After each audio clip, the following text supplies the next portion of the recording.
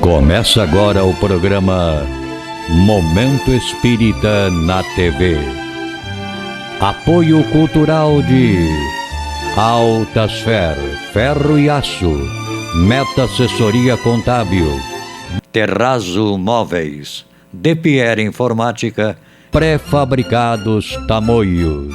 Olá, amigos! Estamos iniciando mais um programa Momento Espírita, que é uma realização da USE Intermunicipal de Tupã, em parceria com a FEB, que é a TV da Federação Espírita Brasileira, e o Grupo Ágape de Teatro.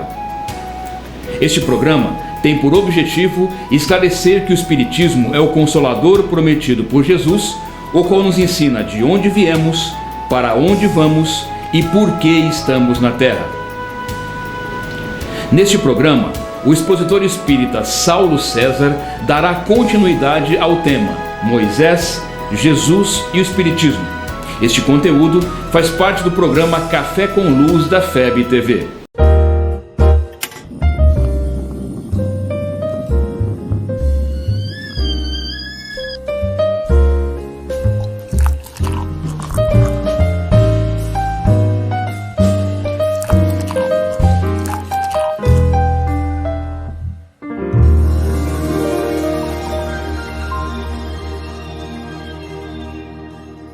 Meus amigos, é uma alegria estar com vocês novamente para mais um Café com Luz. Bom, esse episódio é uma continuação, nós estamos chamando de parte 2 do Café com Luz, que trata sobre Moisés, Jesus e o Espiritismo, ou seja, as 3 revelações, aqui com o nosso querido amigo Saulo César. Tudo bom, Maurício? Uma alegria estar aqui com os nossos telespectadores. Então foi só um intervalo, né? Esses 2 episódios, porque... Para trocar o café só. Para trocar o café. E vamos pegar o embalo? A gente encerrou o primeiro episódio, Saulo. Você estava falando da importância da gente, como é que a gente trata, por exemplo, a primeira revelação. Vamos não é nem concluir, dá mais uma liga, vamos ver o que a gente pode falar de maneira sintética, a sua fala, a respeito da importância dessa primeira revelação, né? Com a característica cultural da época, e daí eu queria já puxar para a gente falar da segunda e da terceira. Tem algumas coisinhas separadas, mas eu queria que você retomasse onde você parou. Eu acho interessante, Maurício, que quando a gente fala da primeira revelação, quando a gente não conhece a primeira revelação, qual que é o risco que a gente tem? Da gente achar que está falando da segunda revelação, quando na verdade a gente está falando da primeira. Ou da gente achar que está falando da terceira, quando a gente está falando da primeira. Cada revelação, ela mostra uma parte. Ou seja, se eu tenho a visão da doutrina espírita, mas não tenho o Evangelho do Cristo, eu tenho uma visão da revelação, mas eu não tenho a visão daquela parte trazida pelo Mestre. Se eu tenho essas 2 primeiras, mas eu não tenho a primeira, me falta. Então, essas revelações, elas não são sobrepostas. Cada uma traz uma parte da lei divina. Elas são solidárias. São solidárias. É como se a gente tirasse, por exemplo, dessa mesa aqui, essa aqui é a primeira revelação, essa aqui é a segunda, essa é a terceira. Se eu conhecer 2, seja ela a primeira, a terceira, mas se eu conhecer, me falta ainda a terceira. E isso é interessante, dando um exemplo muito concreto, quando muitas pessoas dizem assim, Jesus disse que é importante amar a Deus sobre todas as coisas e ao próximo como a si mesmo. Quando a gente diz isso, se referindo a Jesus, a gente comete um equívoco, porque isso não é segunda revelação, isso é primeira revelação. Ou seja, amar a Deus sobre todas as coisas, que é amar a Deus de todo o teu coração, de toda a tua alma, de todo o teu poder, é primeira revelação. Isso está presente na história do povo hebreu, que tenta descobrir como amar a Deus. E o amar ao próximo como a si mesmo também está lá. Se a gente pegar Deuteronômio 6:5 e Levítico 19:18, nós temos essa expressão. E muitas pessoas dizem assim, não, porque Jesus resumiu a lei. Não, Jesus se utilizou de algo que já era conhecido. A proposta do Mestre não é de amar a Deus sobre todas as coisas, ao próximo como a si mesmo, só. É do amor aos inimigos. Essa é uma originalidade na boca do Cristo. Essa é uma originalidade na boca do Cristo. Por quê? Quando Jesus propõe que nós amemos os nossos inimigos, ele propõe algo muito mais profundo. E Kardec, quando ele trata dessas 2 dimensões, ele faz isso no capítulo 11 e no capítulo 12, ou seja, ele também separa. Porque são 2 dimensões. Ou seja, aprender a amar o próximo, aprender a amar a Deus sobre todas as coisas, se a gente quiser entender como é que isso é, voltemos ao Velho Testamento. Nós vamos ter aí a justificativa de um Deus criador, a proposta de construção do homem, a imagem e semelhança de Deus que reflete o amor, o acerto no amar o próximo, a construção de uma comunidade de crentes, de pessoas que divulgam através do seu exemplo. Isso é Velho Testamento, né? Quando Jesus chega, os horizontes são mais amplos, porque ele traz uma outra dimensão.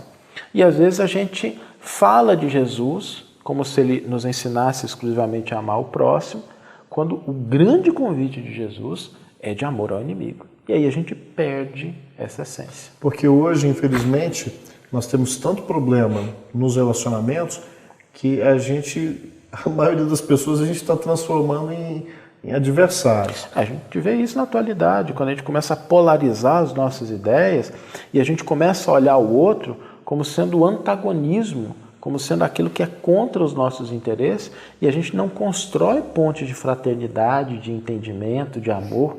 Ou seja, agir dessa forma, a gente pode até estar respeitando o amar a um próximo numa concepção estreita, mas a gente não está respeitando aquilo que Jesus nos disse.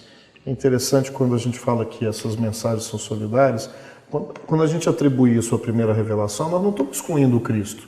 Porque se a gente entende que o governador do planeta ele está gerenciando todo o processo evolutivo nosso, ele não está presente coordenando todos os profetas, todo o processo de formação da casa, né? Que é a formação planetária. A gente vai ver isso na doutrina espírita com Emmanuel, em A Caminho da Luz, com André Luiz, em Evolução em Dois Mundos e tantas outras obras.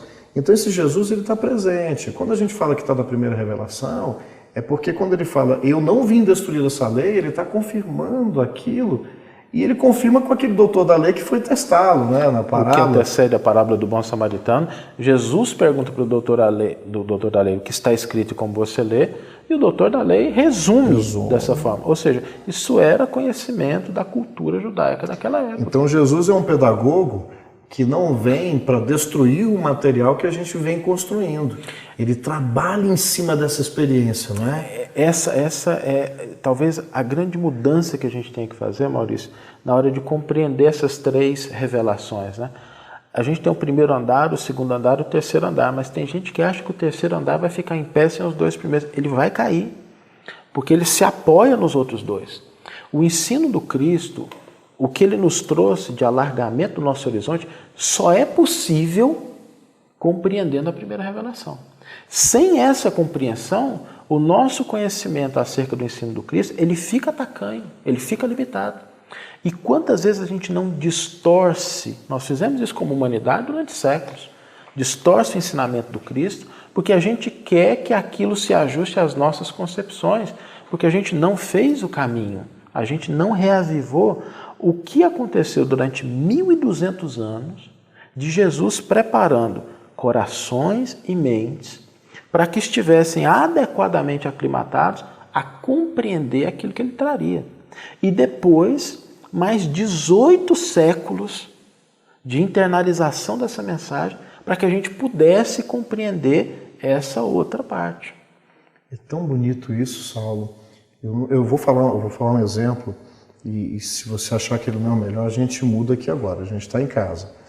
Quando uma mãe ensina os seus primeiros preceitos morais para a criancinha pequena, o preceito moral ele é diferente da essência do que ela está falando com aquele filho já adulto? Não, porque... Não é? Então, olha, isso não é seu, esse brinquedinho é do coleguinha, ele tira. O preceito do que é correto, ela já está dando naquela forma da criança. O adulto, ele pode desprezar? Será que ele não sabe que aquele ensinamento ele é impactante no adulto que ele é hoje? Em termos de revelação, quando você fala da gente desprezar os outros andares, é um exemplo válido? Essa metáfora ela é importante porque a gente lembra do processo de educação de uma criança. Quando é que a criança aprende valores? Nas fases iniciais da sua existência. Se valores morais fossem só resultado de conhecimento intelectual, nós não teríamos pessoas com PhD cometendo crimes. Nós não teríamos pessoas altamente instruídas, mas que se desviam em equívocos assombrosos. o valor moral, ele se dá nessa primeira fase em que há um contato, em que há uma expressão de criatura para criatura, daquela convivência. Aquilo passa pelo exemplo. E aí, quando nós vemos o Velho Testamento, é a parte, né, da Bíblia como um todo, em que nós temos a presença de Deus de uma maneira mais próxima, intensa. Deus fala com as pessoas, Deus intervém, Deus age, Deus puxa a orelha. A criança senta no colo. A gente olha isso tudo como sendo assim, esse momento em que é necessário uma proximidade para que a pessoa internalize esse senso moral. É lógico que isso foi retratado numa cultura, numa linguagem, que é uma linguagem de 3.000 anos atrás, de 2.000 anos atrás, e que a gente não tem, no comum do nosso dia, acesso a isso. E aí nós temos os problemas das traduções, o problema das interpretações, mas isso não resolve a situação. Quer dizer, compete a gente pular esses obstáculos e ir lá e resgatar isso, para que o nosso entendimento da lei divina seja um entendimento completo.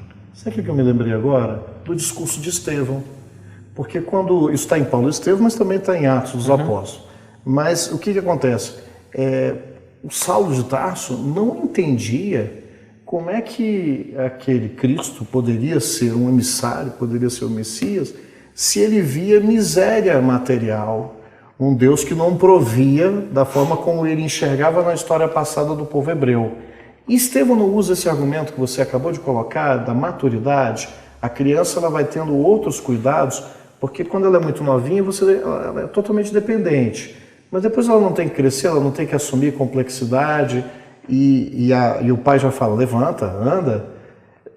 Isso em Paulo e Estevão fica claro, não é um exemplo interessante? E o próprio Paulo, mais tarde, ele vai dizer isso, né? Quando eu era criança, eu agia como criança e me alimentava como criança.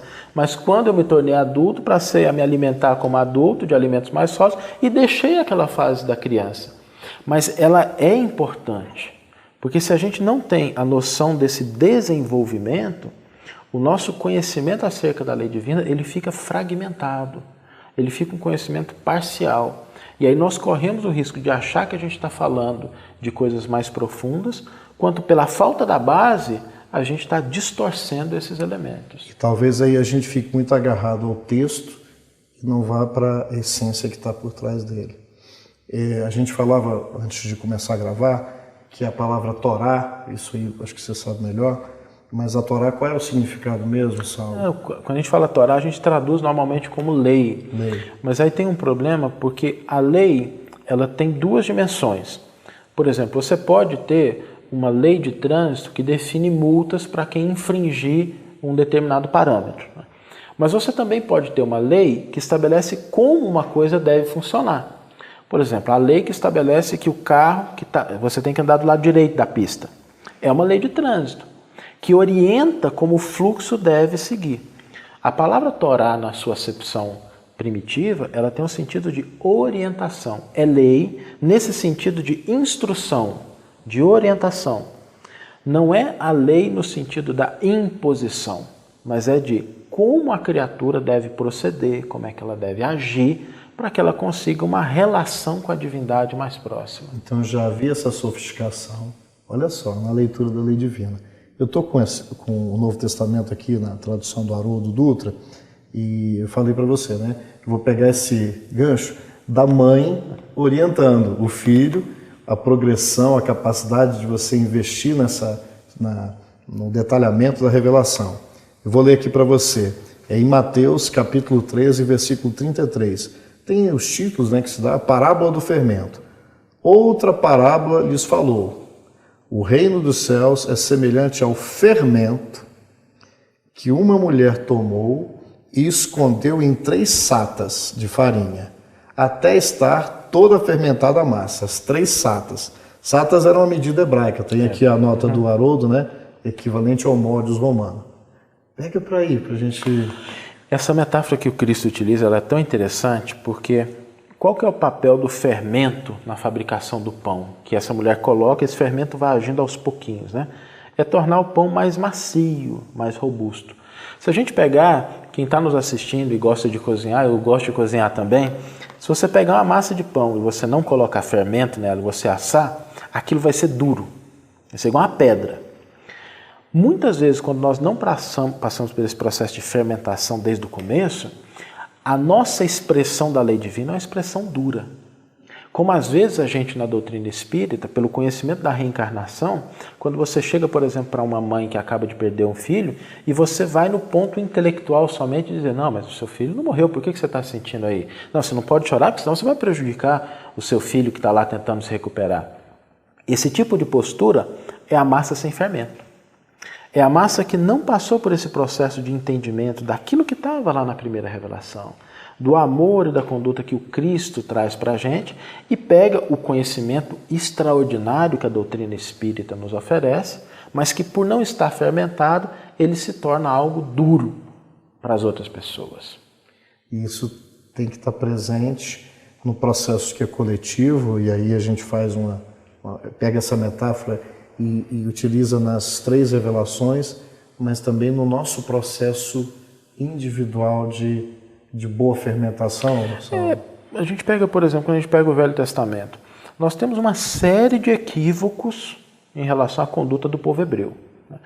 E uma série de consequências, algumas muito drásticas. Mas qual é a constante? Deus nunca desiste da criatura. Ele está presente todo o tempo. E às vezes quando a gente vai se relacionar com o nosso próximo, por um comportamento a gente desiste da relação de amor. A gente desiste da relação de fraternidade. A gente corta o vínculo. Ou seja, isso é falta de entendimento da primeira revelação. Porque se o homem é a expressão de Deus, no seu amor infinito, a gente jamais deveria desistir do outro. É o que Jesus faz com seus apóstolos. Quando ele não afasta Pedro, sabendo que ele o negaria, ele não afasta Judas, ele não critica Tomé, que pede provas, ele não afasta Maria de Magdala. Não repreende ninguém quando volta. Né? Ele está agindo naquele sentido de representar essa lei de amor que ela não desiste da criatura. E com a doutrina espírita nós vamos perceber por quê. Porque muitas vezes os vínculos que nós temos com aqueles que nos agridem, com aqueles que nos contrariam, são vínculos estabelecidos por nós mesmos em outras existências. Ou seja, não desistir, a doutrina espírita vai nos esclarecer, é um processo de manter os vínculos que nós construímos no passado, no sentido de reajustá-los pela lei do amor. Então, assim, seria a gente restringir demais. É claro que existem fases, mas é preciso aprofundar o sentido. Na primeira revelação, nós não temos só um Deus de justiça. Porque não tem essa coisa, a gente aprende no Evangelho, não, a lição de Moisés é um Deus de justiça. É muito mais do que isso na primeira. Não tem amor na primeira revelação? Olha, cheio de mensagens desse tipo. É porque a gente pensa, a gente acha que o amor não corrige, que o amor não educa. Porque a gente às vezes tem uma visão leniente do amor. Mas o amor, que é amor de fato, ele se ajusta à necessidade educativa da criatura.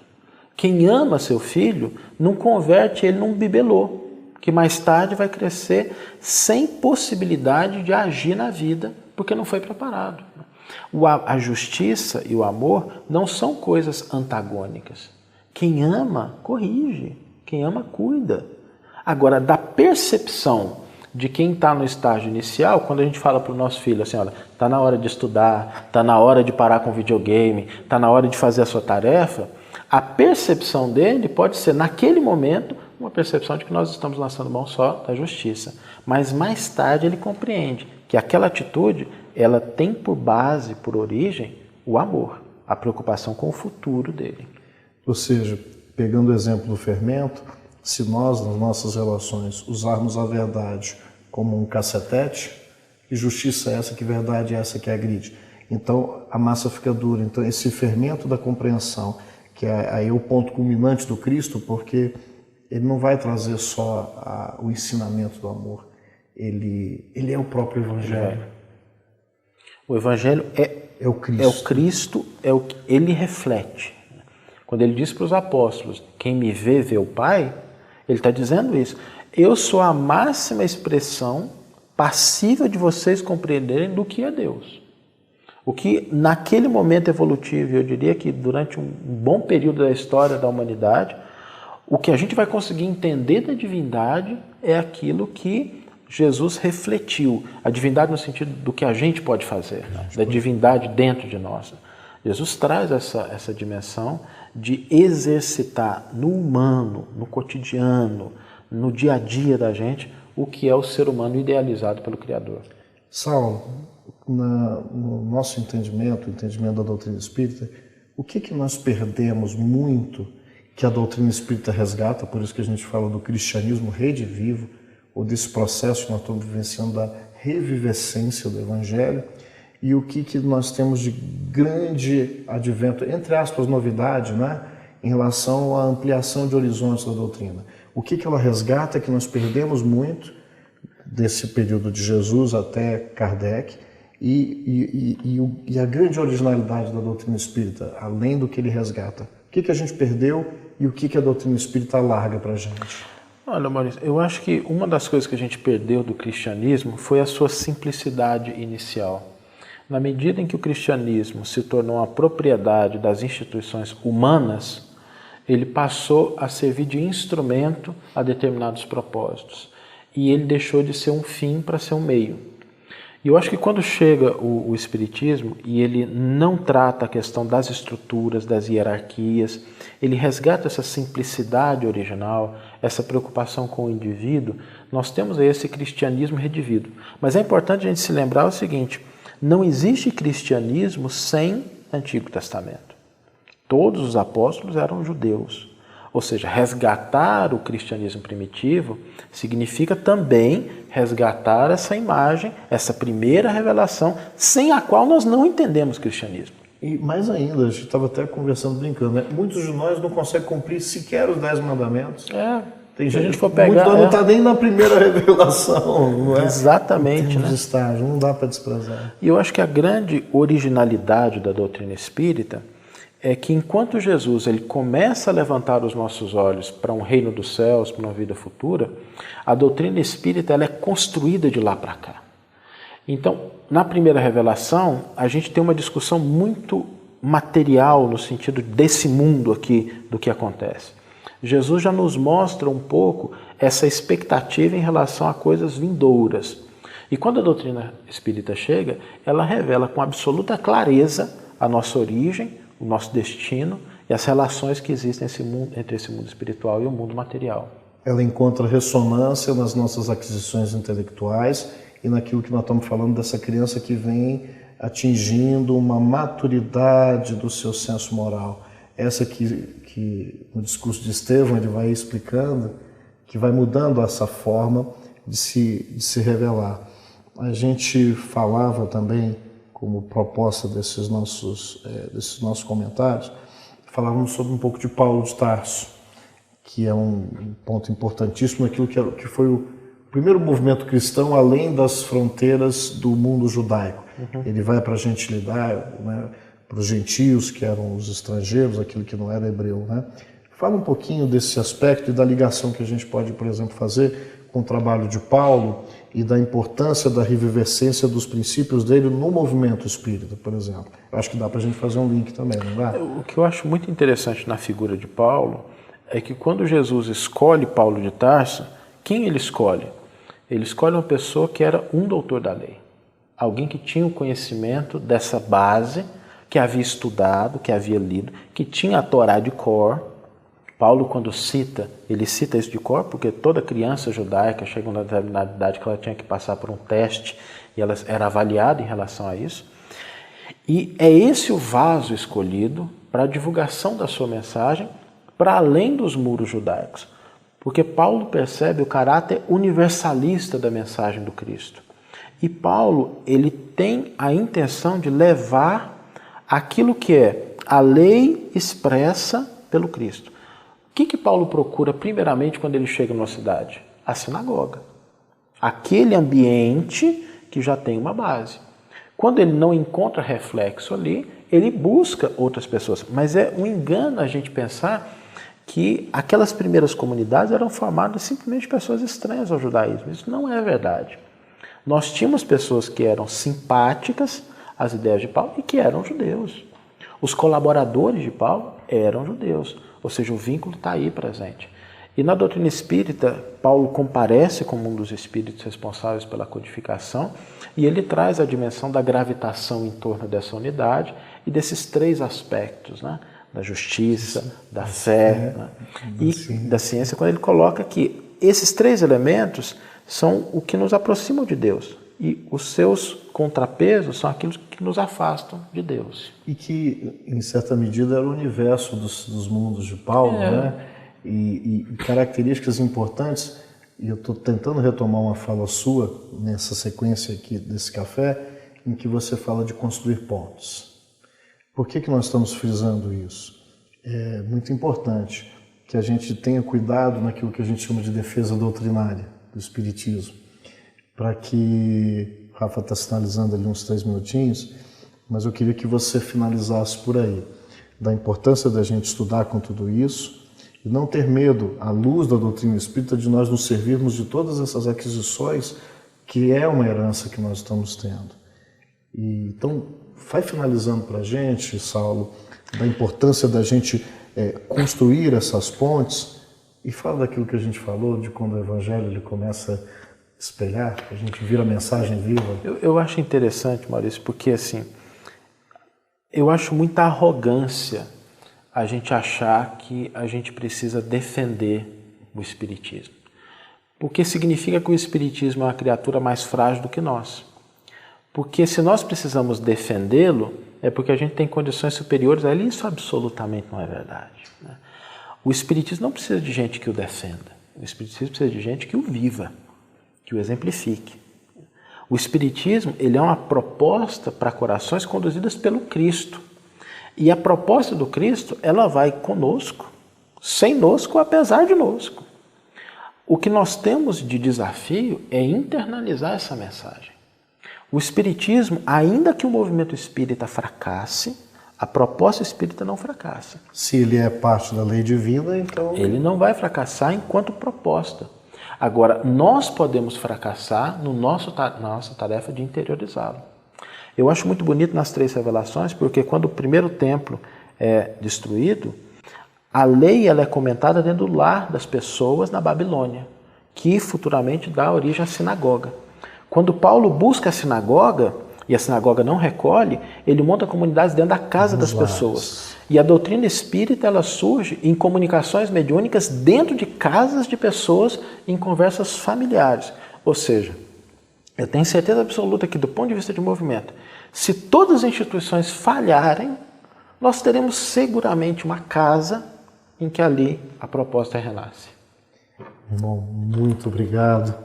Então, você que está nos ouvindo, que esse Evangelho ele possa encontrar guarida não só nos nossos lares, mas na casa original, que é o nosso coração, que abriga esse tesouro, que é o amor que a gente precisa retemperar, redescobrir e vivenciar. Um beijo no coração de todos vocês e até o nosso próximo café.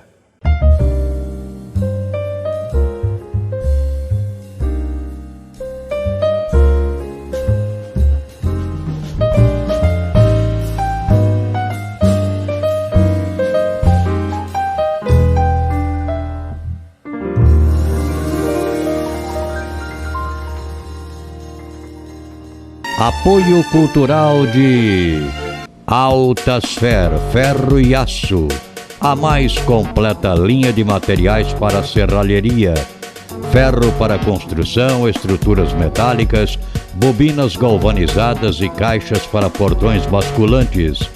Altasfer, ferro e aço.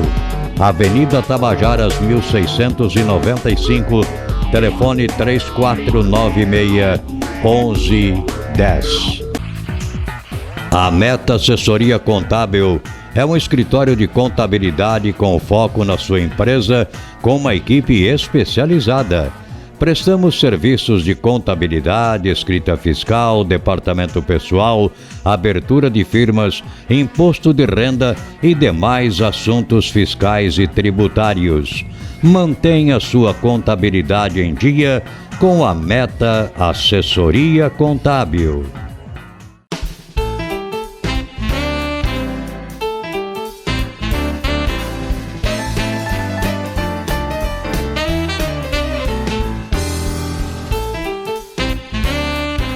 Na loja virtual Terrazzo Móveis, você encontra os melhores móveis em fibra para a sua área externa, de sofás, mesas, varandas e até áreas de piscinas.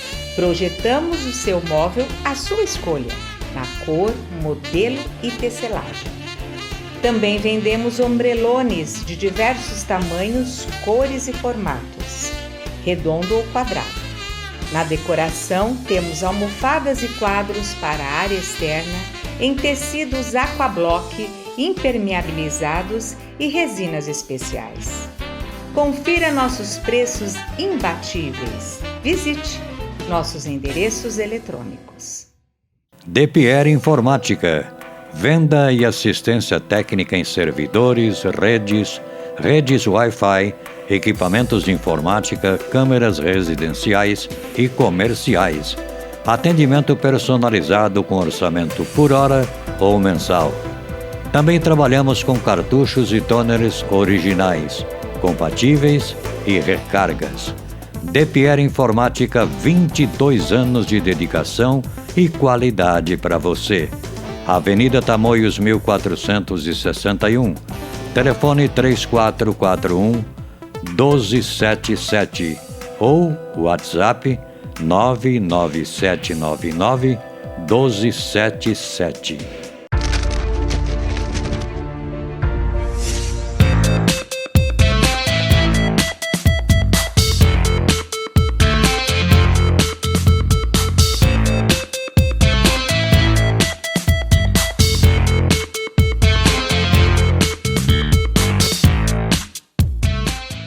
E você assiste agora no programa Momento Espírita o quadro musical Mundo Maior, uma grande parceria entre o programa Momento Espírita e a TV Mundo Maior de Guarulhos.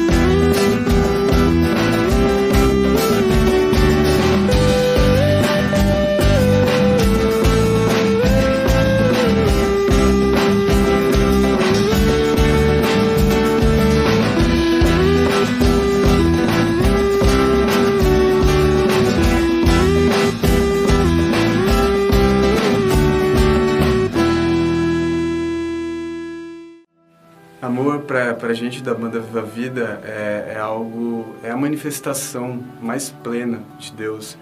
É a palavra que mais explica o que é Deus. O amor, independente de filosofias e religiões e crenças, ele está presente. Ele é o que, no fundo, todos nós, todos os seres, buscamos nessa experiência, né, que é a vida. E quando a gente está cantando Meu Nome é Amor, a gente está deixando tudo o resto de lado, todas as nossas crenças, nossas diferenças, para vivenciar e experienciar essa forma plena de Deus, que é o amor.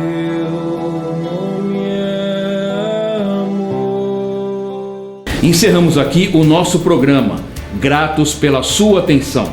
Que Deus o abençoe e o proteja, como também a toda a sua família. Até o nosso próximo programa.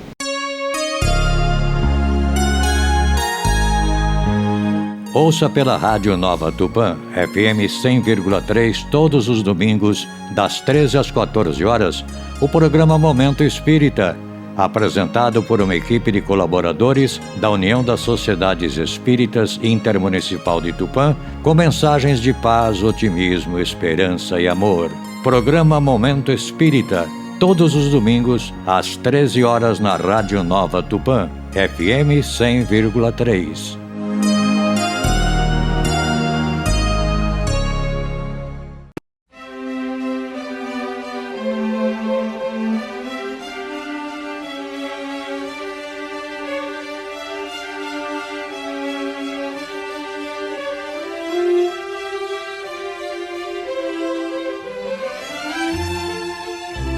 Você assistiu o programa Momento Espírita na TV.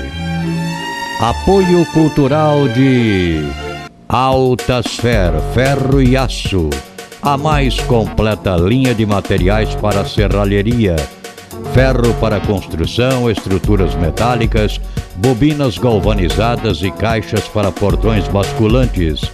Altasfer, Ferro e Aço. Avenida Tabajaras 1695, telefone 3496-1110. A Meta Assessoria Contábil é um escritório de contabilidade com foco na sua empresa, com uma equipe especializada. Prestamos serviços de contabilidade, escrita fiscal, departamento pessoal, abertura de firmas, imposto de renda e demais assuntos fiscais e tributários. Mantenha sua contabilidade em dia com a Meta Assessoria Contábil.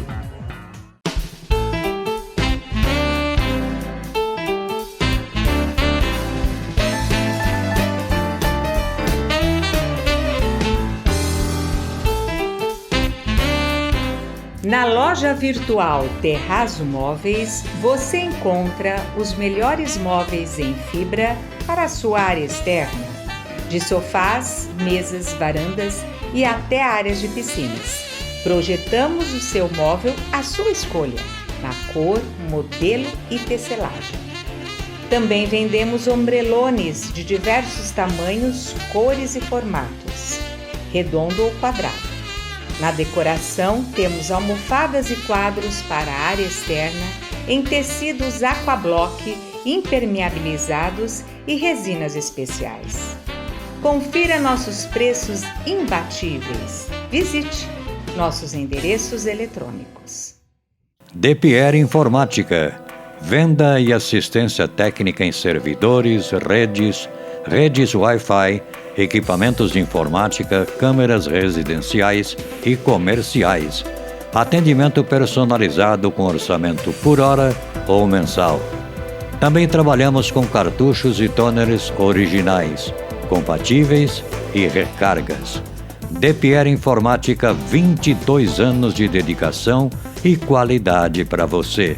Avenida Tamoios 1461. Telefone 3441-1277 ou WhatsApp 99799-1277.